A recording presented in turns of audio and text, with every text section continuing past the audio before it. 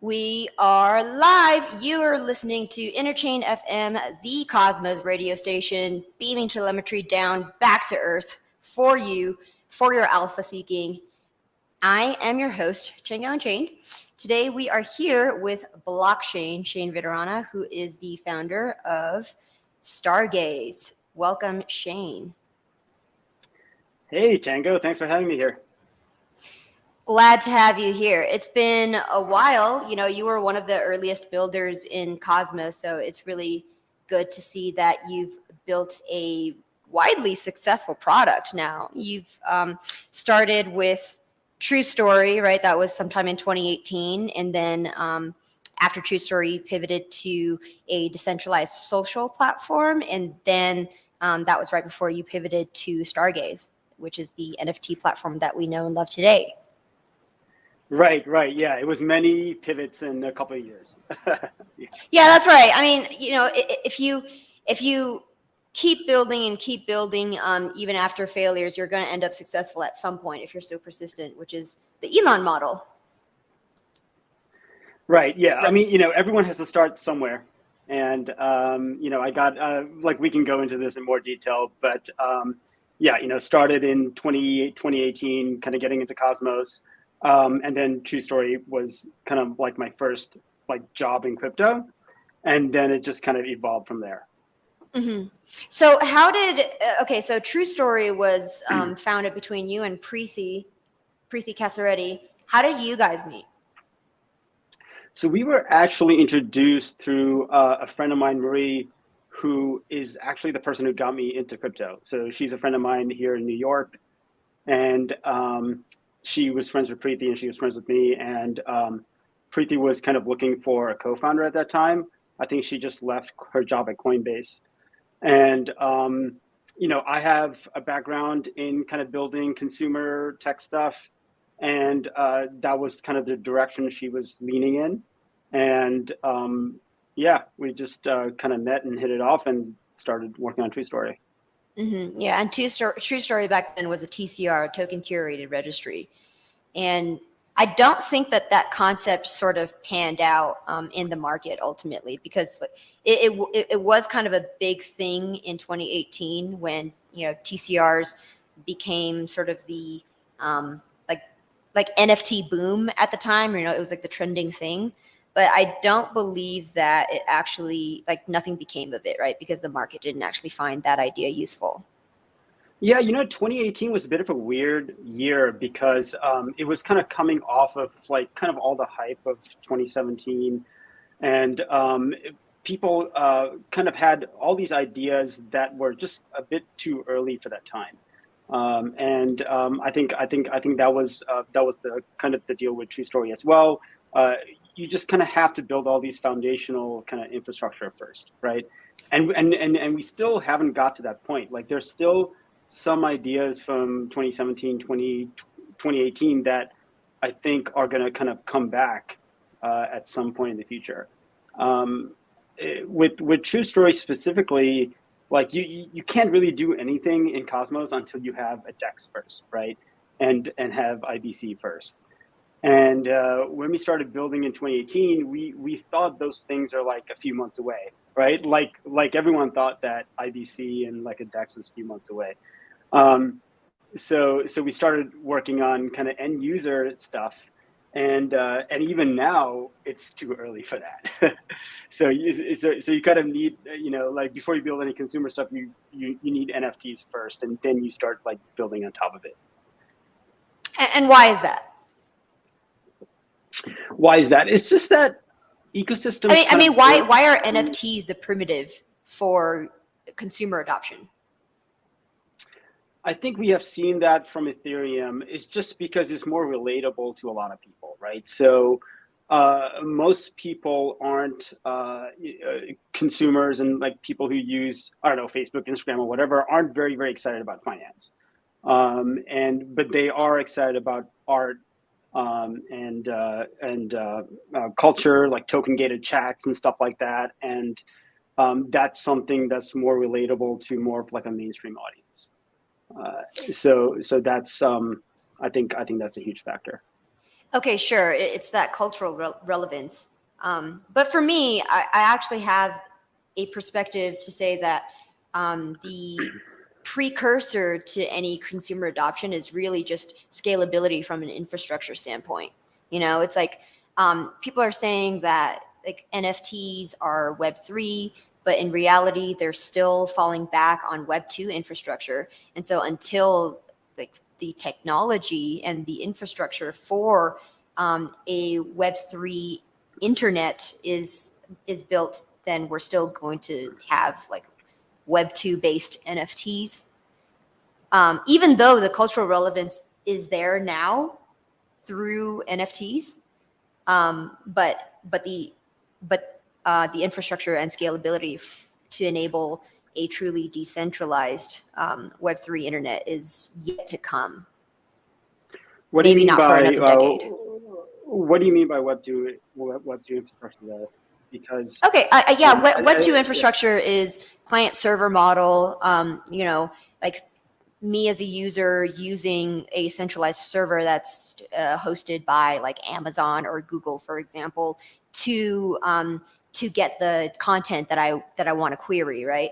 As opposed to a peer-to-peer Web3 internet where, you know, like I'm serving up like a shard of data, and then like anybody who wants to access the content in this Web3 internet is kind of querying seeds from a bunch of different computers. That's not just, you know, you're both the client and the server at that point. Well, I mean, well, the way Stargaze works, for example, like the protocol part side of it is completely decentralized in Web3, right? So the protocol side of it doesn't really touch any Web2 infrastructure. The only part of it that touches Web2 infrastructure is the UI and the website, right? But even that, right? Like that could potentially run on Akash one day, right? So Yes. so even that could be decentralized and Yes. Web3 native. Yep.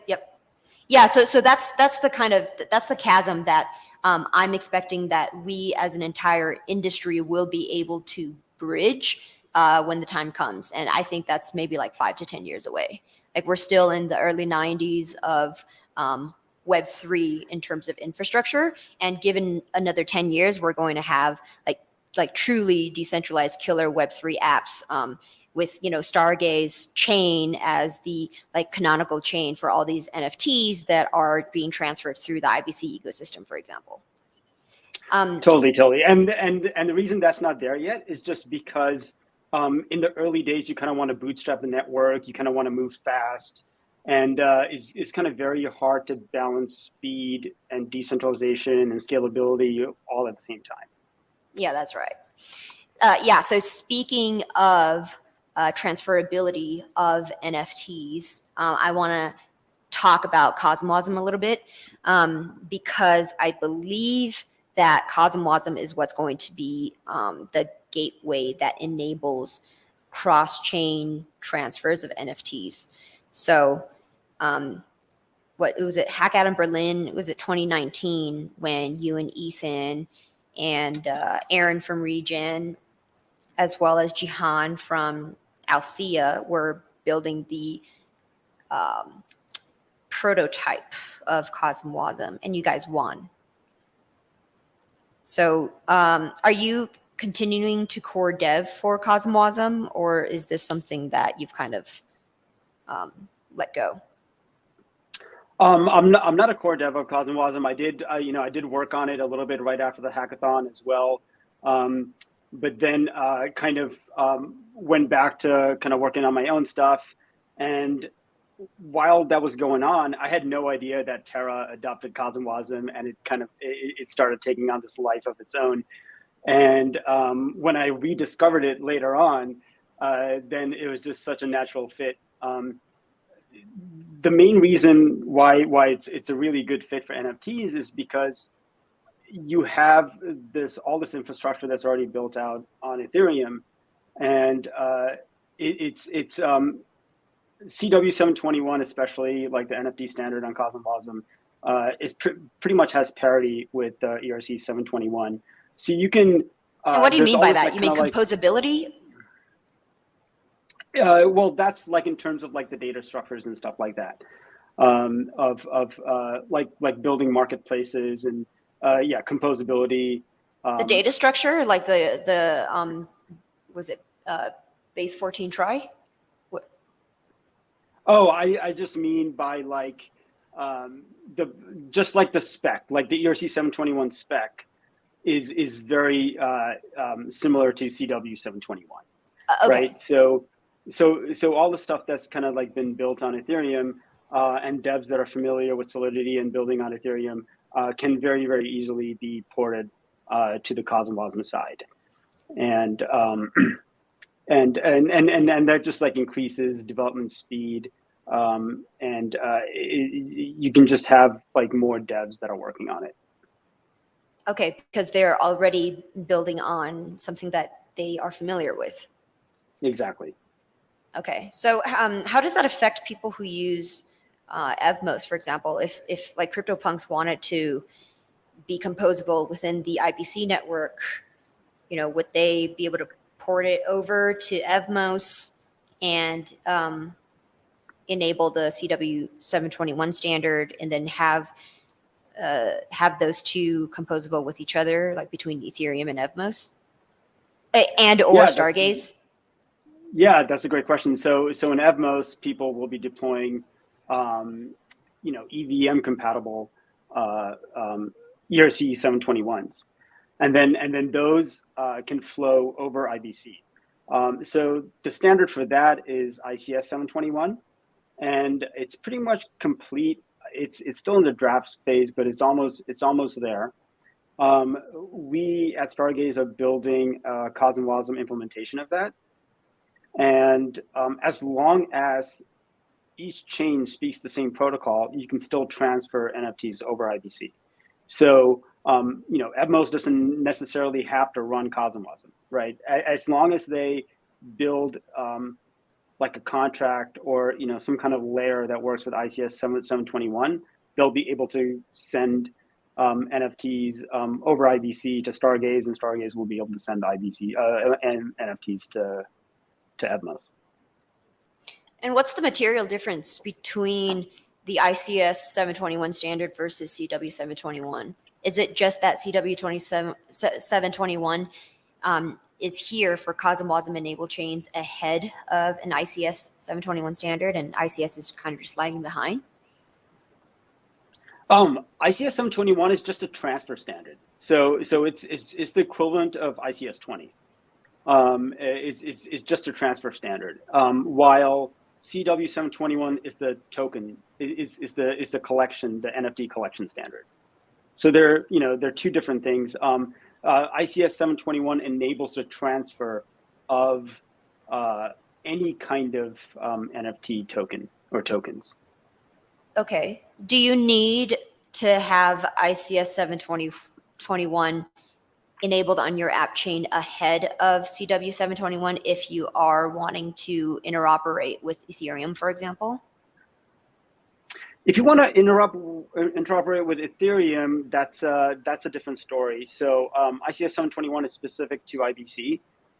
If you want to interoperate with Ethereum, you can use some kind of Ethereum bridge, like Gravity Bridge, for example. So we are currently working with Gravity Bridge to bridge ETH NFTs, and but the way we're doing it is that Stargaze pretty much is going to have an ICS 721 compatible kind of layer in front of it, and it'll translate ETH NFTs through that layer. So it really this is really kind of up to, I guess, the dev team of each chain of how they want to handle this. But the way we're doing it is that it's from my point of view, it's just much easier just to just deal with like one transfer standard, and then just accept all NFTs that support that one transfer standard. Yeah, sure. Absolutely. Because if you have multiple, then you're going to have competing ones. And then perhaps the fungible item is no longer fungible with the other transfer standard. I don't know. It gets complicated. Exactly. Right. Yeah. Okay. So let me, if I can go over the architecture a little bit. It's that if somebody wanted to transfer their CryptoPunk over to the IBC ecosystem, what's going to be present is there's going to be the Gravity Bridge smart contract over there to be able to custody the ERC 721, and then mint and associated CW 720 CW 721 NFT on Gravity Bridge, and then Gravity Bridge allows you to transfer through ICS 721 to any other chain. That is ICS 721 enabled. Okay. Yeah, the way it's going to work is that an ETH NFT will get locked. So someone will transfer an ETH NFT to Gravity Bridge, and then it'll get locked there, and then Gravity will send an IBC message to Stargaze, an ICS 721 IBC message to Stargaze, and then Stargaze mints the synthetic NFT on its side. Okay. And what would be the reason why somebody would want to do that? Like, basically bridge their NFT over to the Cosmos ecosystem. Is there a reason for that yet? Probably not until we have NFT as collateral, right? Well, I think there's multiple reasons. Like, first of all, like for example, the marketplace in Stargaze is going to be a lot more gas efficient. Well, actually, it has 0 gas on Stargaze. So if someone wants to do a lot of transfers and bidding and buying and selling of their NFTs, they can do that a lot more effectively, a lot more efficiently, and for a lot cheaper on the Cosmos side. So that might be one reason they would want to do it. I would imagine that there wouldn't be a like a benefit for them to bridge over an existing NFT from Ethereum, but rather for like an NFT PFP project to just launch straight up on Stargaze or Secret or whatever NFT enabled platform there is on Cosmos. Yeah, right. It's just everything's just a lot cleaner when you like mint on the native platform, native chain. It's just that Stargaze is all about optionality, right? So we want people to be able to interoperate and bridge if they want to. And there could be use cases in the future that we haven't even thought of yet, right? But right now, let's say you want to, list your CryptoPunk for sale on OpenSea or LooksRare or whatever, and let's say you want to, let's say you're the creator of a collection, right? And you depend on royalties, right? There's more, you get more income from royalties when there's more transfers, because you earn the royalty every time there's a transfer. Right, every time there's a sale, effectively. Every time there's a sale, and just because of the nature of gas fees on Ethereum, there's just going to be like maybe a less volume of sales, right? But maybe in the Cosmos ecosystem, because it's very low gas, there's going to be maybe a higher volume of sales. So that might be an advantage for someone who's launching a collection to do it natively in Cosmos, or bridge it from ETH.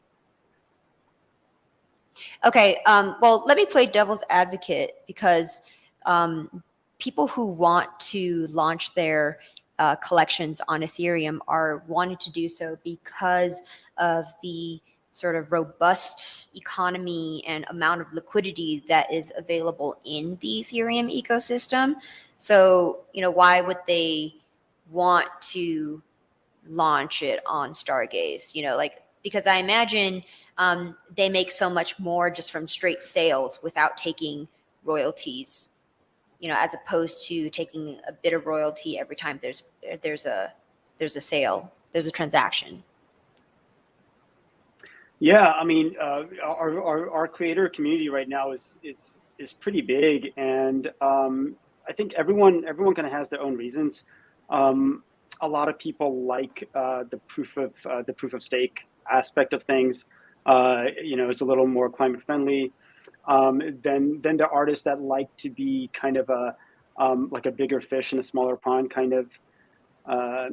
And then there's ones who just want to support the ecosystem. They believe in like the horizontal scaling aspect of Cosmos.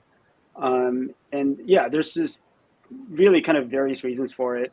And we're still in this like super early days of NFTs and Cosmos. If you look at volume on Ethereum, I think NFT volume is probably one of the biggest use cases for Ethereum right now. I think except for DYDX, that's just doing crazy amounts of volume.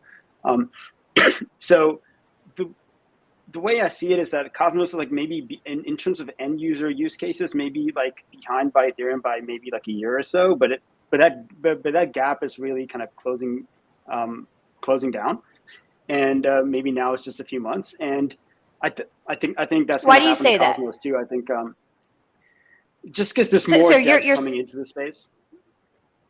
more devs coming in and leapfrogging Ethereum and coming into Cosmos. Where are you seeing that?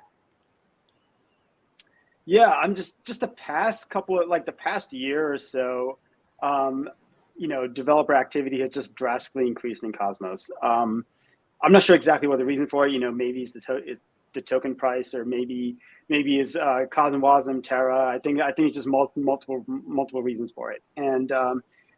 Uh, and yeah, you can just build kind of like a lot more interesting things because you have this like extra.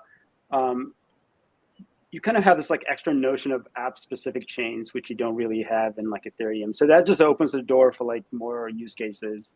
And then if you want to do more like Ethereum style, like permissionless smart contract stuff, you have chains like Juno and Terra as well. So there's just like a bigger design space. Yeah, right. I do have a thesis as well, which is, with the advent of ETH2 and the architecture being so similar to that of the Cosmos architecture, as well as the kind of emergent architecture that has risen out of layer twos that are connected to Ethereum, whereby ETH1 is the hub and the layer twos are the spokes. As well as the other composable EVM chains like Avalanche and Solana, for example. Or maybe not Solana, sorry. So that architecture is mirroring a Cosmos hub and spoke architecture, and people are realizing that, Cosmos was actually the right way to go, because they're thinking, the logical conclusion of a scalable Web3 architecture is Cosmos, like given present day technology.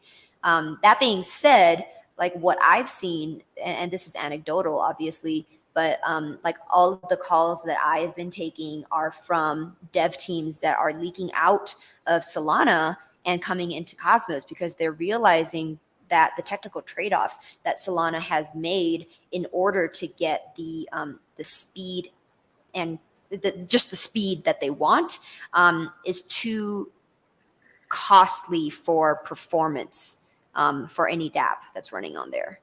So I like most of the dev teams that I've been talking to are just coming here from the Solana ecosystem.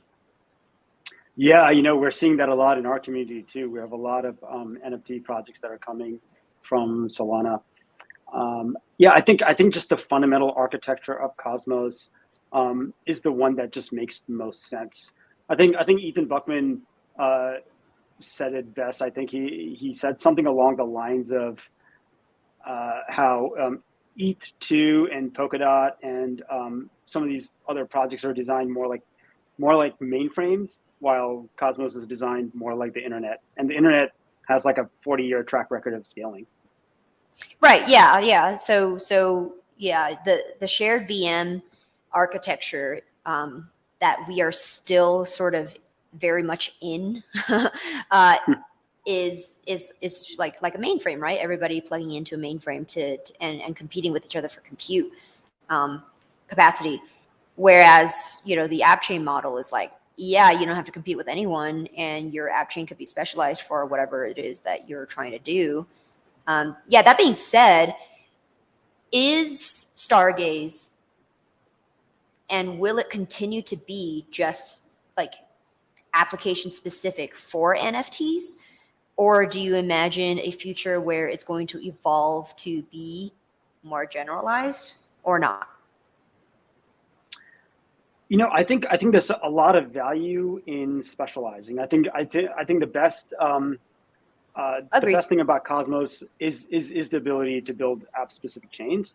And I'd rather go deep in one thing than just try to do a lot of different things. And this is just kind of how you know, some of the best products are made, by just going deep on one thing. And yeah, that's kind of like the goal of Stargaze. So, you know, anything and everything NFTs. Okay. If you want to do generalized, like if you start becoming a generalized blockchain, then it's going to be no different from like Juno or Terra, right? So, you know, I'm Or more Ethereum. interested in kind of, or like Ethereum, right? Yeah, I'm more interested in kind of like pushing the boundaries of app specific chains to like build new and novel things. Right. Great answer. That was what I was looking for, actually. But because Stargaze is going to be just NFT specific, like, how do you imagine it looking 5 years into the future and 10 years into the future? You know, like what happens if, you know, because like NFTs right now, it's a trend, it's a fad, right? We don't know whether or not it has lasting potential. You know, so what happens if in the next 2 years something else more exciting comes along? People are talking about the metaverse, they're talking about decentralized web, you know, like, and they've forgotten about NFTs the same way that we today have forgotten about ICOs and TCRs. Yeah. I mean, the thing is, ICOs and TCRs, right? Those are not like foundational kind of primitives, right? Like non-fungible tokens are a foundational primitive, right? So I don't think foundational primitives, like just like fungible tokens, I don't think they're going away, right? Right. Is the way they're used is going to keep evolving and keep changing, right? So Right. So that's actually one of the reasons why I kind of wanted to build this in Cosmos, is because we can evolve and keep changing and keep moving fast.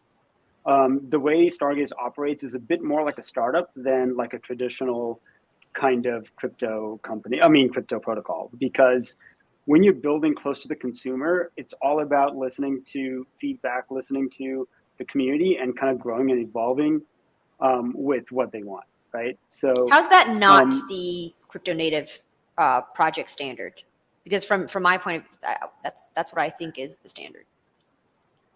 From the way I see it, I think I see it completely the opposite. I see a lot of founders that are very idealistic about a certain technology or a certain way things should be done, and they just kind of try to push it on people, as opposed to maybe listening to users and listening to feedback, which is how usually the best products are built. So I'm not seeing it that way. I mean, there's certainly teams that do that, but I'm seeing kind of more of seeing it more the other way for some reason. Okay. Yeah. Yeah. But like, yeah, so one example with Stargaze is that we were going to build just a marketplace first, right? And we started developing the marketplace, and then we did this like fairly large airdrop. I think it was like 150 million at that time. And the community that just kind of like amassed from it, a lot of the creators started asking for minting tools, right? Because there was like no minting tools on Cosmos at that time. And that's what kind of made us like stop working on the marketplace and then start working on Launchpad. And if our foundations weren't kind of set to be able to move like that, then I don't think we would have been able to build it that fast. Because our community is just extremely demanding, and they want everything to be done like yesterday. So so that's kind of like how we're structuring ourselves.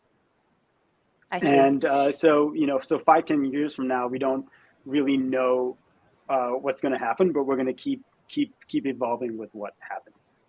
Yeah, absolutely. 5-10 years from now, we might have housing titles or whatever other things that could be held in a deed that are non-fungible assets on chain. Why not? Yeah, exactly. I think Mortgages. I forgot. I forgot who it is, but I think I was like Chris Dixon said that every new thing starts out looking like a toy. Like that's the phase we're in right now of NFTs, Right. and Yeah. that's Absolutely. going to keep changing, right? Mm-hmm. Yeah. Excited for the future. So speaking of Launchpad, I want to take our viewers to the fun part. Like, look at Mhm. this. So we've got Alpha Centurions. Yeah, this looks cool. My goodness, there's like Yeah, a this sold lightsaber. out in it's sold out in 3 minutes, I think. Ah, man, too good, too good. There's board puzzles that's on here, and there's IBC Baby Apes Club. Nice. IBC Baby Apes, the WAD Squad. All right, look at that. All those pixels. 114 shut, 25 nights. Okay, a photographer comes in and sells shards of a photo. Army of Ra. It's pretty cool. I was just at a Mexican pyramid. Stardy. These look like Neopets. Very nice. Yeah, that product also Remember sold out Neopets? super fast. Yeah. Yeah, because these are cute. They look like little Yeah. Sailor Moon Neopets. The girls will love it. There's Acre NFT. Yeah, We've that was got. actually a charity project. I think all the proceeds went to a charity. Do you For know which one? it says right there, the Ogallala Ogallala Life Life Fund. Yeah, to help recharge groundwater. yeah. Very nice. And here is Anyo Part 1. Anya This looks Part dope. 2 is coming. I think April 15th. Wow. Yes. I mean, this is cool. I would put it on my wall. There's the baby Adam. Yeah, that's a That cute looks like a project. Pokemon. It's like a Pokemon race. Bad Kids. Yeah, Beck is a favorite. I mean, not just of mine, of a lot of people in Why is Cosmos that? ecosystem. I think because they're not a derivative project, they're a little bit different. It's one of those things where I think at first people were like, "What is this?" and then after a while, it just kind of grew on a lot of people, and their Twitter is pretty funny, and their socials are pretty funny, and it's just I think it's relatable. You know, everyone was maybe a bad kid at some point in their life. Oh, yeah, absolutely. I was a crazy hyper kid. So, Colonial Cats. We got some cats that are colonists, I guess. Cosmos Constellations. I see a little doge right there and some kind of a bird. There is Indala. Indala is an Yeah, exploration of intersecting paths. yeah. This is one of the few generative art projects. There's another one. I think you're going to come to it soon. Is Hyperion, which just recently the person who built it, Stuart, added live rendering support for it. So if you own a Hyperion and if you go look at it in your wallet, it'll live render on screen. Okay. Okay, you're going to need to school me a bit on the nomenclature. So, generative art, what does that mean?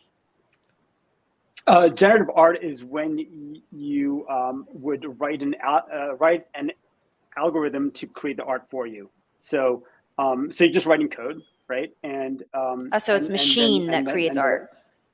Right. It's the machine that creates the art, right? And what, it takes some sort of randomness in order to create something different every time?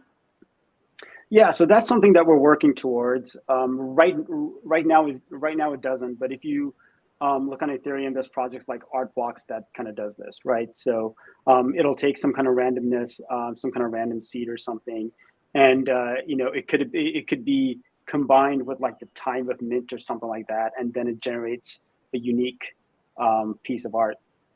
And some of them animate, some of them are like rendered live. Like for example, like in Hyperion, it's not just a video. Like if you go look at it in your wallet, it's actually running through the code and actually rendering it in the browser. So how does Hyperion generate the art? Is it deterministic then, if there's no randomness? It's it's deterministic based on based on the NFT that you got. So every NFT has its own metadata, has a token ID, and then the art itself uses those as the inputs and gets rendered. All right, we've got IBC friends. We've got Juno Knots. Genesis First Press Owlies. We've got Stargaze Punks. This is pretty cool. Look at that purple hair. Very nice. They know what's up. Stargaze Troopers. Uh-oh. These two look kind of similar. It's just... Okay, they've got helmets on the troopers. All right. Stargaze Troopers. Women from Cosmos. I thought it was women of Cosmos. Never mind. I really like this art. It's just so pretty. And yeah, that's everything that I see. Where are the Starchoadz? The Starchoadz are coming. They're launching on Friday. They're launching tomorrow. Okay, yeah. Oh yeah. So very nice. We're going to announce the winner of Starchoadz at the end of the stream. So just watch out for that. Okay, yeah, very, very nice, Shane. This is, that's just the demo of the Launchpad, and I think it's wonderful. Is this the thing that's preceding the marketplace, or is it the marketplace?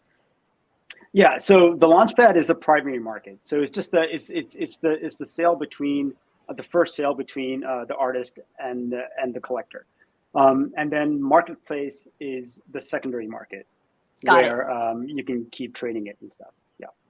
Understood. Okay. So can you just explain to me how it's verified that a user actually owns this particular NFT and has the rights to sell it? So so when they go in mint, right, that's a transaction on the blockchain. And then there's a record of that transaction that's stored in the smart contract.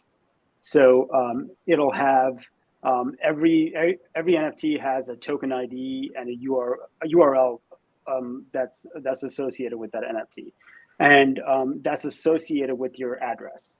So that is so if you go and look at it in your Stargaze profile, you'll see all your NFTs, and we're working with Kepler to get that integrated with Kepler as Very well. nice. So you'll be able to see it in your wallet too. Okay.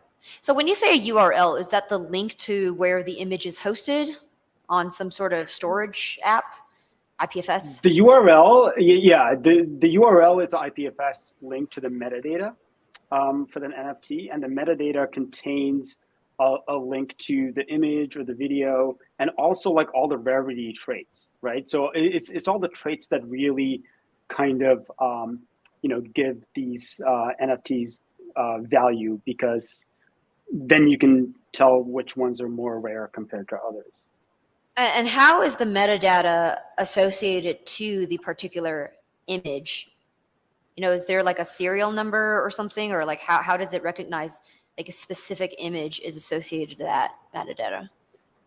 So the IPFS metadata is just a JSON file that's stored on IPFS, and that has all the metadata in it, and that has a link to the image in it, and that can be changed. That's immutable. That's stored on IPFS, and because IPFS is content addressed, the hash or the content identifier from IPFS is stored on chain.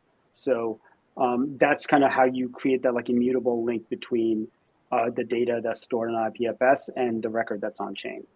Okay, but where is the link of the image hosted? It's like, if I like send this image to Imager, then it would be stored on there, and then the IPFS links back to that, right? The contracts in Stargaze. So this is how it normally works on Ethereum and other systems. On Stargaze, we enforce that all asset data is stored on IPFS itself. So there's no way that someone could store something on a link that can like break in the future or something like that. Okay. All So right. everything is stored on IPFS. Okay. All right. And right now, Stargaze is pinning all this IPFS data for the users, but eventually we're going to build some kind of system where the validators will run like a pinning service and make sure that all this data is like available to the system. Okay. And how would the validators earn revenue for providing such a service? They can. It could be like a cut of the staking fees or something. Yeah, that's still TBD. This is something that's like a couple of maybe like a year or two out in the future. Okay. Yeah, fair enough. What would you say to someone who's thinking about launching NFTs in Cosmos, who are considering launching it on Stargaze versus Secret? Like, what's the distinct value prop that Stargaze has? So, well, I think it's easier to talk about the distinct value prop that Secret has, which is you can have secret metadata, right? And the way we are working is that we kind of build what our users want, and so far, no one has really asked for like secret metadata yet. So, in our point of view, NFTs are something that you kind of want to flex and you kind of want to show off, and no one has really asked for any private or secret metadata yet. So I think it's just and because of that, we don't have the burden of running SGX and having any kind of like privacy infrastructure, because that's not necessarily associated with NFTs. But the users that do want that can go and launch on the Secret. Understood. Yeah, that's pretty distinct. So yeah, right now there's just the two major choices that they have. Secret's also going to be a generalized privacy preserving platform. So yeah, anybody who wants to show off their NFTs and wants the world to know that they own this, they go to Stargaze. If they don't and they are more discreet about what they own, they go to Secret. Yeah, exactly. Okay. And I think this whole ecosystem is going to like every NFT marketplace and platform is gonna specialize in some kind of vertical, right? So you're probably gonna have like a gaming focused one. You're probably gonna have like a generalized one, and then maybe like I don't know, maybe one that's like focused on DeFi or something like that. Yeah, absolutely. And that's going to be important, especially in the interchain context, because what you want to do is have your specialized app chain that's specialized for NFTs to be the canonical chain, the source of truth, after which everybody like transfers it out to like other app chains to do whatever they want to do with it. But if they needed a reference, like where it came from and follow that transaction sequence, they're going to go look at Stargaze first, because that's where it originated. Yeah, and also, IBC just opens the door to build all kinds of cool stuff. Like you can do things you can't do on Ethereum. Like, for example, you can build some kind of metagame where you have like maybe like your secret items that are stored on Secret, maybe the public items that are stored on Stargaze, and then maybe game assets that are maybe on like Passage or something like that, and kind of like create this kind of like multi-chain game or something like that. Like that's totally possible. Yeah. I think that's gonna be super cool. The thing that makes me the most bullish about Cosmos is this idea of like destination chains. So, let's say like I think Strange Clan is really, really exciting. And that like going to play and game in that metaverse is the destination, right? Like I'm going there to like I'm moving all my assets and things to there so that I could stay there and play around in this little sandbox. So it's going to be very powerful when I could transfer my Starchoadz from Stargaze over to Passage and have it rendered as a 3D chode.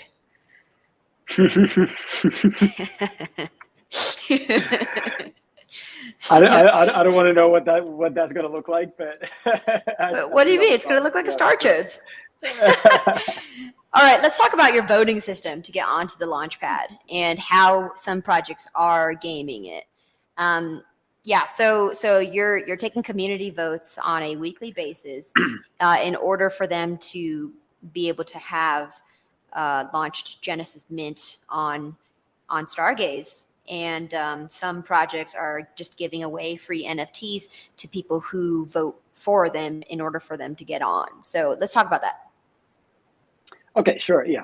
So first of all, Stargaze is it's completely open and permissionless, so anyone can launch a collection on it. But the website is not, right? So the website is curated, right? So it's kind of like on Osmosis, anyone can go create a pool, but the website shows only specific assets, right? It's just that the curation has to happen somewhere. If it doesn't happen at some place, then you're just going to get a website full of crap. So that has to happen somewhere. And when we put out a call for creators, I think we got over like 700 applications. And I haven't even looked at it now. I think it's definitely over 1,000. So we can't like launch all these projects at once, right? So we have to have some kind of curation platform. But we're also moving fast, right? So we don't have time to build like a perfect voting system and also build a launch pad and the marketplace all at the same time, right? So right now what we're doing is we're having like a couple of, like the team would like pick like 1 or 2 projects and the community would vote on like 1 or 2 projects. The community vote, the way it was structured was, so we use this, we have these token gated voting channels in our Discord.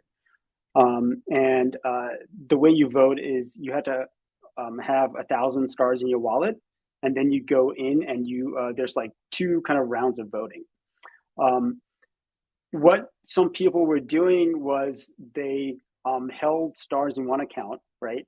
And then they would create like a bunch of fake accounts and just keep transferring those 1,000 to like the fake accounts. So you can have like a bunch of fake votes. We are moving to a system where it's only going to work with staked stars. And when you're voting with staked stars, it's just a lot more secure because there's the unbonding period, so you can like easily like fake it. And the only reason for this is we knew this was going to happen, right? We knew people are going to game it. We just didn't realize it's going to happen in 2 weeks, right? So now we kind of took a step back, and now we're just doing team votes until the voting process and is a better process is put in place. Okay. And it's really hard to build a perfect voting system. Completely true. We're still trying to figure it out as a space. Yeah. Yeah. Okay. Are you able to share how the team is deciding which projects get listed? It's really ad hoc right now. One of the things we look for, we obviously want quality projects on there because some of these early projects that launch, they're going to set a precedent for like what's going to be on Stargaze. So like one of the first things we look for is just good quality art. Obviously, we don't want projects that are going to rug users, right? So we also we don't have a complete hardcore vetting process. We do want to build a framework around this at some point, but we do check if they have like social media, if they're doxed or not, and just like a few factors like that right now. Yeah, it is. We are working really towards. Hard. Yeah, it's really hard, but we're definitely working towards more of like a structured system. Yeah. Something that just came across my Twitter feed recently was the bored bunny rug, right? It's like there's just no way to predict that somebody's going to rug you that hard in that fashion because they've gotten so much social credibility built up because they paid celebrities to shill their bored bunnies, right? And so I think it was a rug of like several million, like $7 million worth of ETH that the creators pulled out of that NFT collection. So, and nobody saw Yeah, it, before and it happened. this stuff is really is really hard to figure out. But one thing we're thinking of doing is building like some kind of crypto economic system into it, right? So you can do something where like the creators have to put down a deposit, and they maybe only get it back after a certain period of time or something, right? So let's say they have like Ooh, some kind of roadmap, right? So you're like, okay, you only get the deposit back after a certain phase of the roadmap or something, or maybe all the mint fees are held in escrow, and you only get a percentage of the mint fees at like every phase, mm-hmm. and maybe the community votes on if like what if they get it or not, like Yeah, something like that. yeah. Or there's something like a if the community comes and buys an NFT, it goes into escrow, like you said, and then it's kind of like it trickles out to the creator over time. But if at any point, like over time, meaning like a year, okay, so if at any point there is a rug, the amount in escrow gets burned, so that they don't get the full amount. So it's not just like a straight transfer, just like money in, money out, and they just like dip with everyone's money. Yeah, Yeah, I that's think a good there's idea. lots of room for improvement. Yeah, it's like, oh, Yeah, I mean, any kind of new project, right? Any kind of like startup or launch or anything like that always has some kind of like vesting period or some kind of vesting, right? So right, yeah. I think that makes sense for these projects too. Yeah, I like that we are experimenting and creating more sophisticated um, escrow trans escrow like transactions in Cosmos, because I don't know if they're doing that in Ethereum, or if it's just straight up cash grabs for some of them, right? Um, and at the same time, um, we're kind of like leapfrogging the innovation in Ethereum, and like taking all the lessons from there and building on top of it to improve the model. And the other thing is, like, look, if you build an escrow feature on chain, it's going to be useful in the future, 5 years from now, when people are wanting to escrow like house deeds, house titles, and other like real world tangible NFT assets. You're already going to have that tooling available to Exactly. That's the way I see it. right. Okay. Great. Okay. Very last question I have. I want to cover the fair burn really quickly, because this is going to be the first documented recording of you talking about the fair burn, preceding like actual docs covering it. So let's cover that, and then we'll go to community questions. So if you guys have questions, if the listeners have questions, just put it in the chat.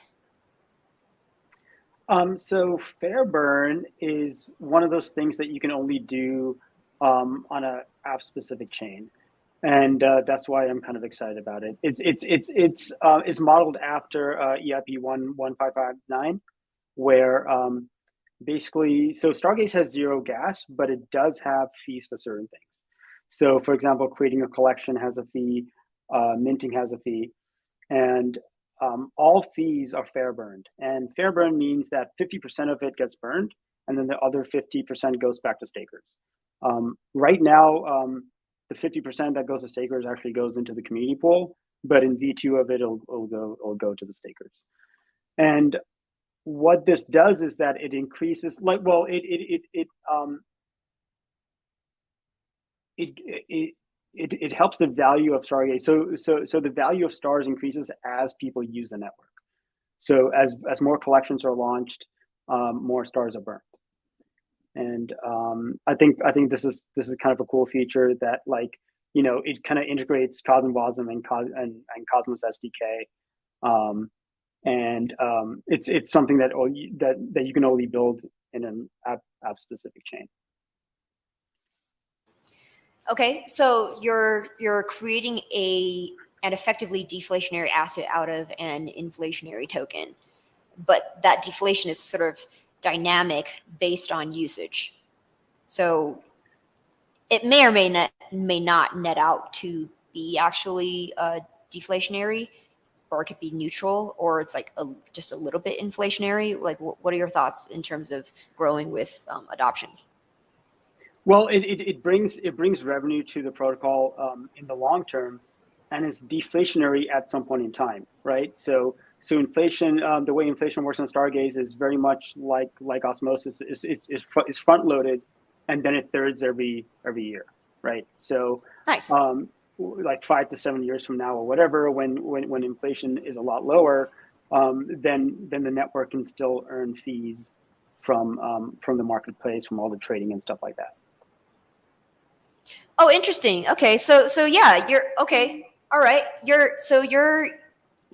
are fully of the belief that a fee market post like 100% of the tokens being distributed into circulation is going to be robust enough to uphold the incentive system that holds this entire economy up.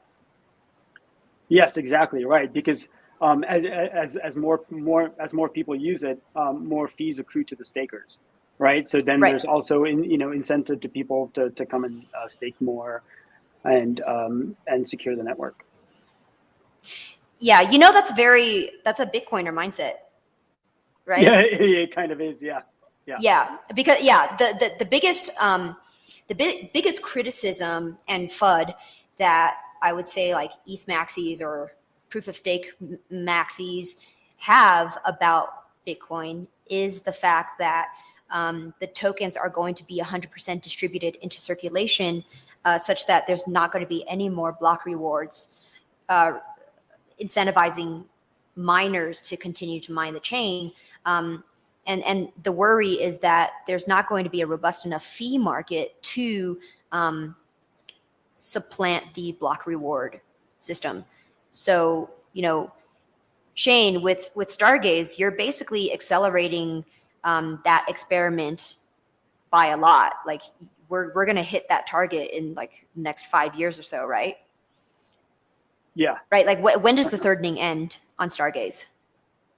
I mean, the thirding never ends. It just gets it gets less and less. It reaches asymptotically. It reaches zero into infinity, like as x reaches infinity. You're right. X being time. Yeah. Yeah. Okay. So I mean, it's an experiment, and I would like to see how this model plays out, because depending on whether or not this works on Stargaze, we're going to get a good sampling for whether or not it's going to hold up Bitcoin. So would love to see that. Very exciting. Okay. Yeah. That being said, maybe we can link up in like 7-8 years from now and see what happens. I know. Very cool. Well, I mean, I'll be here. You'll be here. We've been here a very long time. We're not going anywhere. So, Yeah. And this podcast is going to have hundreds of thousands of viewers by then. So, okay. So. Yeah. Before we end and before I start taking questions from the audience, I'd like to announce our Starchoadz winner. The winner of the YouTube subscriber drawing is Tongzo. Tongzo44, please come up to me. Actually, we're going to reach out to you. So we have all of the contact information for Tong. By the way, Tong actually is in the Quadriga documentary. So if you haven't watched on Netflix yet, you should. He got rugged hard by Quadriga. Sorry, Tong. To pay you reparations, you get a Starchoadz NFT. So, all right, let's take questions from the audience. We have Adam Farnsworth says, I have one of those Alpha Centurions. He's nice. Very lucky. Yeah, there was only a few of them. I think there was like 130 of them or something like that. So that's cool. Yeah, you were up there early. I'm jealous, man. That's a really cool piece of art. I bought my first piece of art actually in Mexico, like a physical piece of art from an artist, and I'm very proud of that. Tixus Palacios says tickets for sport events, concerts, etc. good for avoiding black market reselling and good for collectors. I think he was saying this in reference to us talking about the types of use cases for NFTs in the future. Yeah, this is totally going to be a thing, especially on mobile, right? That you can just like easily show your NFT on mobile. We can scan it, and then I don't know, maybe it gets burned or something at that time. Oh yeah, very nice. Yeah, and it could be Sybil resistant because maybe you have to stake tokens in order to buy like, you know, one ticket. So the more expensive, like the more you want to buy to try to scalp, the more expensive it is for you. That's a great idea. Rob says, might have missed this. When should we expect the marketplace? End of April?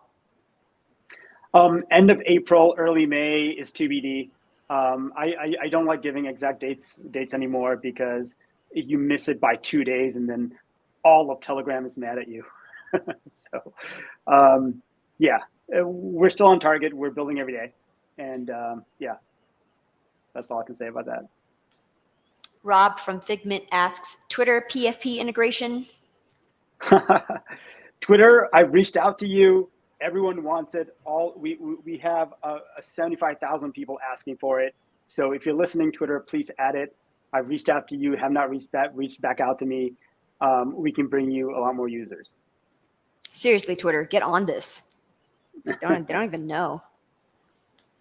Coney Daddy asks, when is the first thirdening on stars? Oh, great question. The birthday for the thirdening is, oh my gosh, I think it's October, I believe it's October 29th. But I need to double check on that, but I'm pretty sure it's October 29th. Halloween party and thirdening party. Method of Change says, well, y'all got my bag. Oh, awesome. Thanks. Ghazni asks, Shane goes bald if marketplace is not up by April 30th. Oh no, how did this become a meme? Oh no. Oh god. It all started from Jaquan going bald. Oh really? I thought it was Sunny. I thought, yeah. No, Sunny going bald is based off of Jaquan going bald because I think it like Jaquan communicated in 2018 that Cosmos was going to launch in a couple of months. Sorry, no, he communicated in 2017, and he also said Ethermint was going to be up in a couple of months, like from 2017. And then a couple years later, then we launched. And Jaquan was supposed to go bald. So that's where the meme came from. But now all the founders in Cosmos need to go bald if you don't meet a deadline. So that's your risk, Shane. Oh man, it's gonna be like summer in New York, and there's a possibility I might have to go bald. Are you saying the marketplace is gonna launch late? I might be put on the spot now. Okay. We love you, Shane. Okay, I'll do it. Yep. You have all right. Okay. Oh, on the record, guys, Shane will go bald if it's not up by April 30th. That's the deadline, right? Have we agreed? All right. Signed. Noted. All right. Put on the blockchain, someone. Someone needs to mint this as an NFT on Stargaze. Like it needs to go on chain. Rob Figment says, I think we have someone who used to work at Twitter here. I will reach out to him and get back to you. Thank you, Rob. Thank you, Rob. That would be amazing. This is community coordination in action, guys. Coney Daddy says, what if we do the opposite? No haircuts till the thirdening. No shave November? That actually kind of works. That works out for me because my hair barely grows anymore. Okay, well, I mean, you have to do both because you've agreed to both. So if not launched by April 30th, you go bald. Wait, what is the opposite? If you go past the 30th, then you do not shave your head. Then I start growing out my hair, and then I don't cut it until. Okay, all right, okay. So Shane's gonna be very hairless for like for the month of May, and then very very hairy come November. And then I'll turn into a caveman. Yeah. Yes. Firm says Shane Def doesn't have a chode. Guys, look. Check out my chode Twitter. has such a bad. Yeah, are you kidding me? I have a chode. Thank you, Starchoadz, for my chode. It's beautiful. But Shane doesn't have a chode. Does he? We will see. No comment.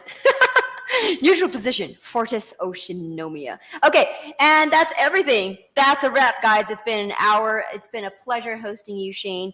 Thanks for coming on. You've released so much alpha on this show. And yeah, we will see everyone on the next one. We're coming back next Thursday, so be there or be square. Yeah, Tong, please redeem your NFT. If you do not, within 1 week, we're going to redraw. Sorry. And you're going to lose your chode. No one wants to lose their chode. No, yeah, that'd be painful. Method of change. I'm not concerned with the man's endowment, man. So many jokes. All right. Thanks for staying tuned in this episode, guys. We'll see you on the next one. Thank you, Brian, for producing these shows. By the way, Brian, who helps me produce these, will be helping with the distribution of the chode to you, Tong, as well as coordinating with Starchoadz. All right. See you guys in the next one. Bye. Thank you, Tango. Bye, everyone.